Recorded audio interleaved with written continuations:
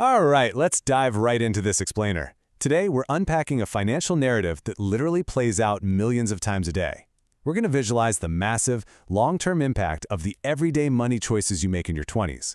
We'll be looking at two very different financial paths you can take early in your career, and more importantly, we're going to see the absolute chasm of a destination gap that opens up decades down the line. Now, right from the starting line, there's a stark contrast between these two trajectories. On one side, we have the lifestyle maximizer. Their first thought is always, what kind of lifestyle can this paycheck buy me right now? On the flip side, we have the early wealth builder, who prioritizes investing, compounding, and delaying that immediate gratification. The crazy thing? On paper, these two people might be making the exact same salary at age 22, but their mindsets are operating in two completely different universes. So we really have to ask ourselves this critical question. Because the money you spend today isn't just gone forever. It's actively robbing your future self of exponential growth. When you're in your 20s, society kind of tells you, hey, you've got plenty of time, just save later. But mathematically, a single dollar invested in your 20s is worth exponentially more than a dollar invested in your 40s.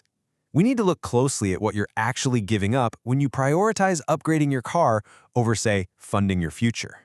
Let's map out these critical decades to see exactly how time becomes the ultimate ingredient in either wealth creation or wealth destruction. Notice how your options either expand or contract as you get older. Time is linear, sure, but the financial results are totally exponential. The decisions you make in that very first block, your 20s, create a ripple effect. They dictate your reality in your 30s, set concrete limits in your 40s, and essentially lock in your destiny by the time you hit your 50s. Part 1. The crossroads of your 20s.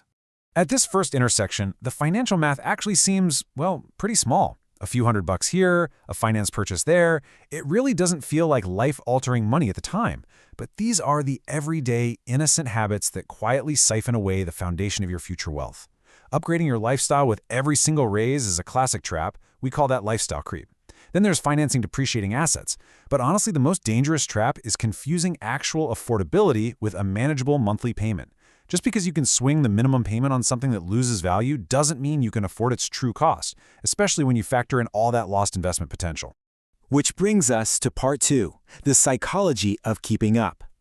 Okay, so why does a lifestyle maximizer fall into this trap so easily? Well, financial struggles early on rarely happen because someone is just bad at math. They happen because money is fundamentally emotional. Mental accounting is a massive culprit here. It perfectly explains why we might meticulously budget our groceries week to week, but the second we get a $2,000 tax refund, boom, we treat it like Vegas money and blow it on a luxury vacation. We create these invisible, totally irrational compartments in our heads to justify splurging while completely ignoring our savings rate.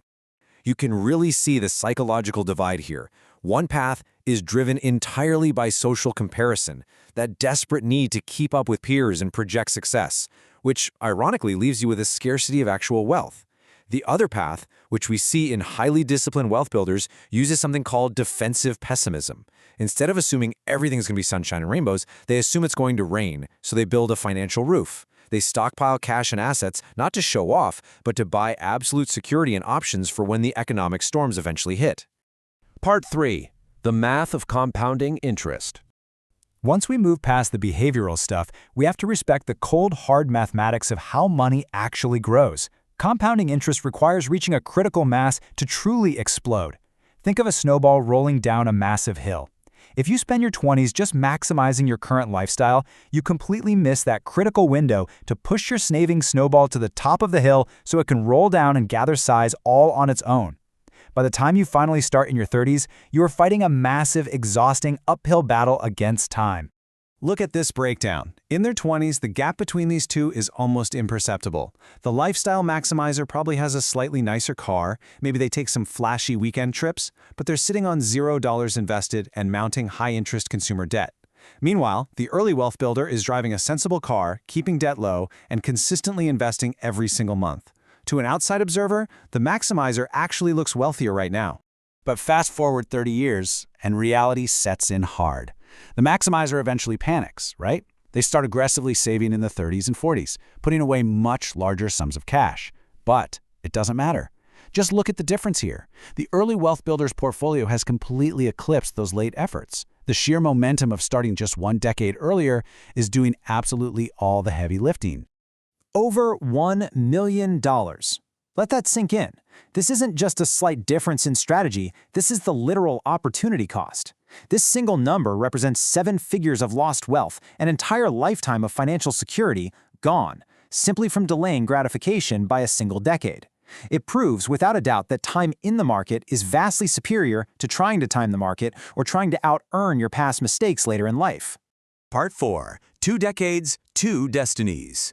As we reach their 40s and 50s, the choices made in those early years have completely crystallized.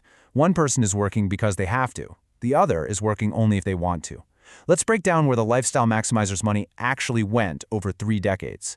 A staggering 70% of their lifetime income went straight to enriching banks through interest payments and to depreciating assets that are now worth pennies on the dollar.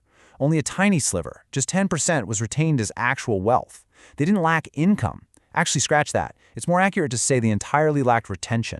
Conversely, the early wealth builder followed these specific, deliberate steps to harness the hidden realities of money. Step 1. Sacrifice immediate lifestyle in your 20s. Doing that allows you to execute Step 2, effortlessly crossing that compounding minimum threshold in your 30s, which practically guarantees Step 3, achieving total unshakable financial freedom in your 40s and 50s. They essentially built a self-sustaining financial empire just by playing the tape forward early on. I love this quote because it hits the nail right on the head. The math of investing is actually pretty simple. But if you don't conquer that urge to keep up with the Joneses, it doesn't matter how much you make. That money's going to slip right through your fingers. Without the psychological discipline forged in your 20s, even a massive $1 million windfall won't save you from a lifestyle designed around immediate consumption. The core takeaway here is brutal, but it's absolutely true. You cannot out-earn decades of lost compounding time. The gap starts so small, almost invisible, in your 20s, but it becomes an absolute, unbridgeable chasm by your 50s. No matter how incredibly hard the Lifestyle Maximizer works at age 50, there's just no way they can buy back the time the early wealth builder leveraged at age 22. I want to leave you with this final, provocative thought to reflect on today. Are you confusing affordability with just making the monthly payments? Are you falling victim to mental accounting without even realizing it? Because the habits you tolerate today are actively writing the reality of your future. Take a hard look at your own patterns, make the necessary corrections now, and let time start working for you rather than against you. Thanks so much for joining me on this explainer, and I'll catch you on the next one.